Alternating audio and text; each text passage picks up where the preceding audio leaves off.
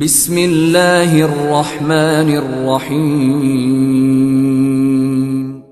In the name of Allah, the Beneficent, the Merciful. السلام علیکم.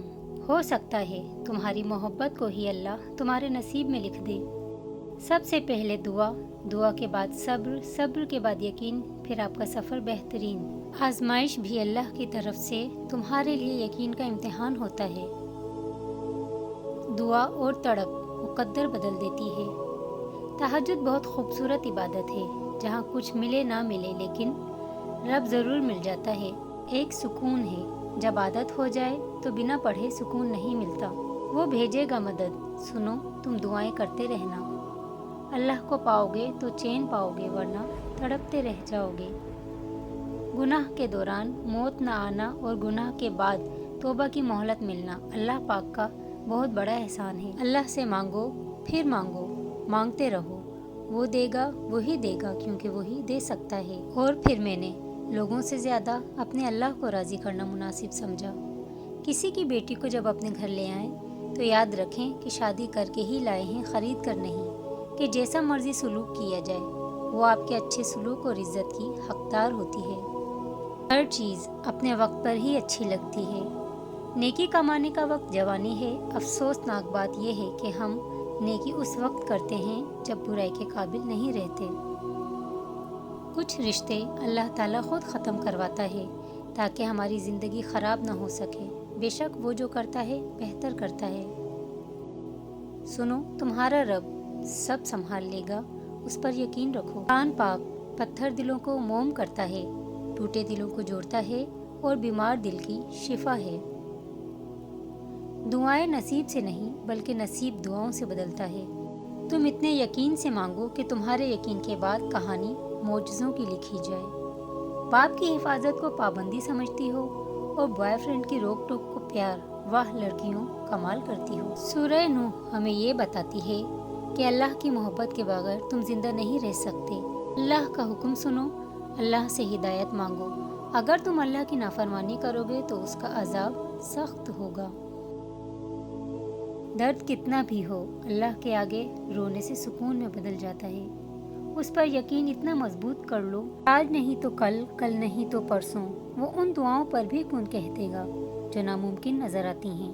ختم نبوت زندہ باد. محمد صلی اللہ علیہ وآلہ وسلم. نماز بوجھ نہیں بلکہ تمہارے بوجھ کو ہلکا کرنے کا ذریعہ ہے. جس نے نماز قائم کی اس نے کامیابی حاصل کی. جب تم آزمائش سے گزر کر اللہ کی رضا میں راضی ہونا سیکھ لیتے ہو تب اللہ تمہاری ہی چاہت مکمل کرنے کے لیے راضی ہو جاتا ہے. اللہ آزماتا ہے اپنے پسندیدہ بندے کو اس چیز سے جو اسے بہت پیاری ہوتی ہے تاکہ اس چیز کی طلب انسان کو اپنے رب سے ملوا دے اور وہ اسی سے امید رکھے. اپنے بہترین وقت کو نماز کے لیے وقف کر لو کیونکہ تمہارے سب کام تمہاری نماز کے بعد قبول ہوں گے. ہمیشہ ایسے شخص کو چنا کرو جو آپ کو عزت دے کیونکہ عزت محبت سے کئی زیادہ خاص ہوتی ہے. نماز کی پابندی انسان کے مشکل وقت کو آسان کر دیتی ہے. اے میرے رب، مجھے اکیلا نہ چھوڑ. پریشان نہ ہوا کرو، اللہ ہے نا. رشتوں میں بھروسہ اور موبائل میں نیٹ ورک نہ ہو تو لوگ گیم کھیلنے لگتے ہیں. بابا کیوں نہیں ہے ساری دنیا آپ جیسی. کچھ رشتے، کچھ تعلق ایسے پرندوں جیسے ہوتے ہیں جو کھلے دروازے دیکھ کے بھی نہیں اڑتے.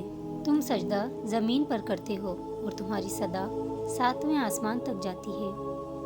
سکون پتہ ہے کیا ہے؟ اکیلے بیٹھ کر اللہ سے باتیں کرنا. دنیا کی سب سے خوش نصیب عورت وہ ہے جس کے پاس ایک مخلص مرد ہے. میں نے یقین کے ہر درجے پر اپنے اللہ کو اپنے ساتھ پایا ہے، الحمدللہ. صرف قرآن پاک ہی وہ سچا دوست ہے جو قبر میں بھی آپ کا ساتھ دے گا. توڑنے والے ہزار بیٹھے ہیں، جوڑنے والا صرف اللہ ہے. ہمیشہ بولنا نہیں پڑتا، تمہارے آنسو بھی اللہ سے باتیں کرتے ہیں. توبہ روح کا غسل ہے، جتنی بار کی جائے روح میں نکھار پیدا ہوتا ہے. دعا اس چیز کو بھی تم تک کھینچ لاتی ہے جو تمہارے نصیب کا حصہ بھی نہیں ہوتی. عورت کتنی بھی خوبصورت کیوں نہ ہو وہ پیاری دوپٹے میں ہی لگتی ہے. اللہ تعالیٰ کی تمام نعمتوں پر الحمدللہ مجھے میرا اللہ کافی ہے۔ وقت دیا کرو اپنے چاہنے والوں کو، کسی اور نے دیا تو بے قدرے ہو جاؤ گے۔ عورت نہ سمجھوں کے لیے نفس یعنی ہوس ہے، اور جاننے والوں کے لیے روح یعنی سانس ہے۔ سنو، وہاں بیٹھ کر رونا بہت سکون دیتا ہے جہاں اللہ کے سوا دیکھنے والا کوئی نہ ہو۔ جب آپ آپس میں ایک دوسرے کے لیے دعا کرتے ہیں تو وہ پاک محبت ہوتی ہے۔ لوگوں کو کھونے سے نہ ڈرو، بلکہ ڈرو اس بات سے کہ کہیں تم لوگوں کو خوش کرتے کرتے خود کو نہ کھو دو، اور اپنے پروردگار سے ہی دل لگاؤ۔ لوگ برا کہتے ہیں، کہنے دو، وہ تم نے سنا نہیں؟ وَتُعِزُّ مَن تَشَاءُ وَتُذِلُّ مَن تَشَاءُ۔ پریشان ہو؟ یقیناً تم نے نماز اور قرآن چھوڑ رکھا ہے۔